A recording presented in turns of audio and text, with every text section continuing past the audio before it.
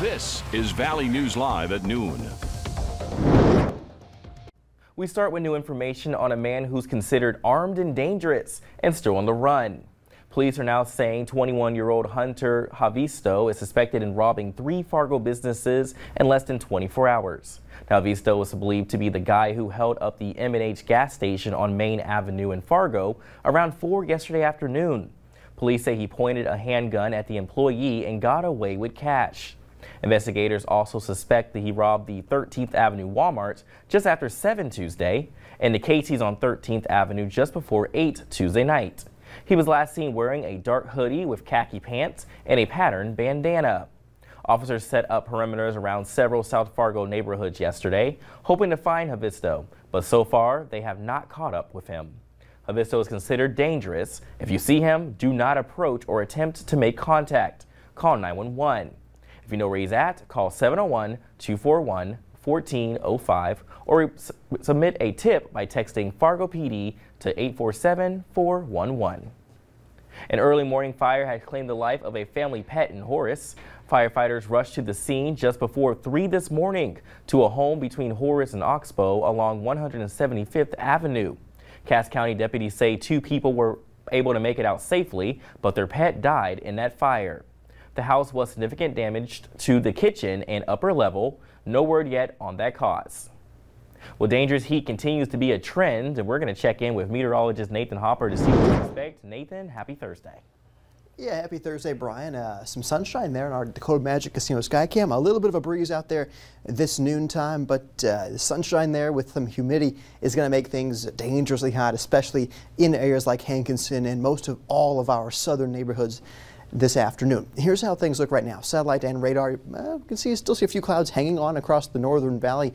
Some showers exiting off toward the Brainerd area down I-94, but Fargo and Hankinson areas out toward Jamestown, sunshine aplenty. There's those temperatures already. 95 degrees in Sisseton, 93 for our friends there in Aberdeen, 86 in Fargo, 72 in Grand Forks, and Devil's Lake, Langdon. Those cooler temperatures. Thanks to those clouds, we're seeing those 60s and some low 70s there in the Northern Valley and Devil's Lake Basin. There's that heat advisory for our southern neighborhoods. That includes Cass and Clay counties. Areas like Fergus Falls down toward Ellendale and Sisseton. Goes until 7 p.m. for Fargo. Moorhead goes until 8 p.m. for our friends there in Ellendale. And so this is where we're expecting the humidity to couple with the heat to make things dangerous. Also an update to our severe weather risk across western North Dakota. That's been upgraded now to a moderate threat of severe level, which is level 4 out of 5 on the severe weather risk scale. Widespread severe storms expected with some tornadoes could be strong to violent. So of course, we'll talk about how this system could possibly affect us later on tonight coming up here, Brian, in a few minutes. We'll stay tuned with you to find out what to expect. Thanks, Nathan. Well, traffic heads up along Main Avenue at the I-29 overpass in Fargo. Heat is to blame for the road buckling. It's now a foot deep and has spread into the walkway. Fargo's district engineer tells us they have reduced the speed limit in the area. He says in his more than 2 decades on the job, this is the worst the roads buckling has ever seen. While crews were making repairs last night, they watched the concrete heave 4 inches in just 20 minutes. The organ donation flag was raised in honor of Jupiter Paulson outside Sanford Health yesterday, and today, family was able to see the 14-year-old one last time.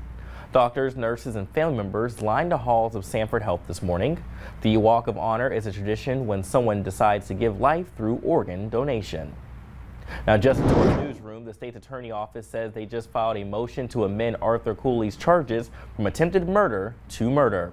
Cooley is accused of brutally beating and stabbing Jupiter Paulson last Friday. Once a judge reviews and approves the motion, Cooley would officially be charged with murder. An unusual sculpture of world leaders has taken shape along the G7 summit in England. Ian Lee shows us what it's all about.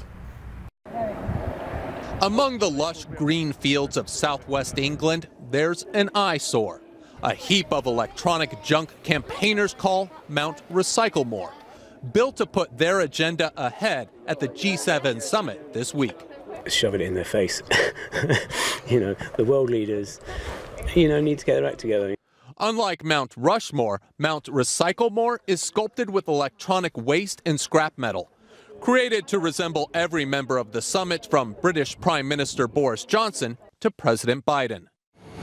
While G7 leaders will discuss a number of issues, artists hope their message stands heads above the rest. We can recycle things, that we can repair things, and that we don't just waste things. It's estimated nearly 60 million tons of electronic waste is thrown out every year around the world.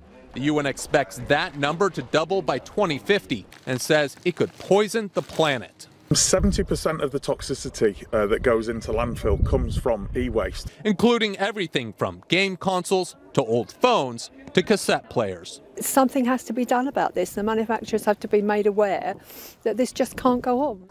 Environmentalists say G7 leaders need to face up to the challenge and sort out the mess. Ian Lee, CBS News, London. Campaigners say the group of 7 wealthiest nations produce 40% of all electronic waste.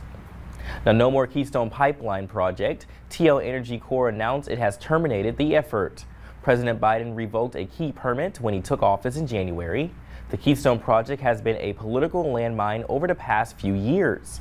Supporters said it would benefit the U.S. energy capabilities, while critics said it posed a threat to the environment.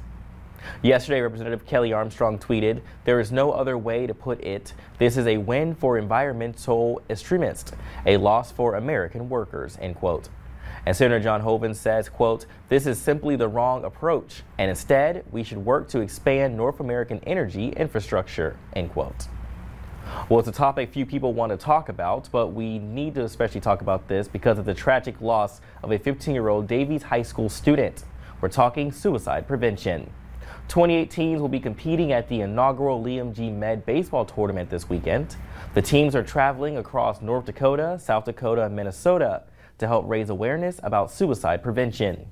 All proceeds will go to the 463 Foundation. That's a group created to reduce stigma, build hope, and end teen suicide. Fargo youth baseball players will wear custom jerseys in the days leading up to the tournament, displaying the message, "You are not alone." You're not alone. Don't feel like you're the only person out there, and there's resources out there that can help you if you're having bad thoughts or need just someone to talk to. And so if we can save one, it's worth it. The games begin at 9 o'clock tomorrow morning, followed by messages from Liam's parents and a Sanford pediatric traumatic stress specialist at 7. Liam's Forum team will be playing starting at 8 Friday night.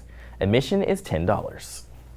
The North Dakota Department of Human Services launched a health crisis response system to provide health and support 24 hours a day, 7 days a week to North Dakotans experiencing mental health or substance use challenges.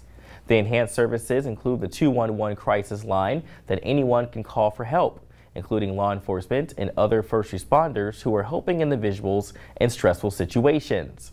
Some reasons to call could include substance use, depression, suicidal thoughts, trauma, relationship conflict, or concerns for loved ones. Trained specialists provide confidential support and try to resolve the crisis over the phone. There are also options available for situations that require an in-person response. We have much more about this new program on our website, valleynewslive.com. And the Suicide Prevention Lifeline is also a critical resource. If you or someone you know is struggling, call 1-800-273-8255. Well, coming up at noon, a senior prom, but probably not the age group you are first thinking of. The story coming up a little after 12:20. And pretty dangerous heat, so you make sure you want to stay hydrated today. Weather up next to plan your day with meteorologist Nathan Hopper.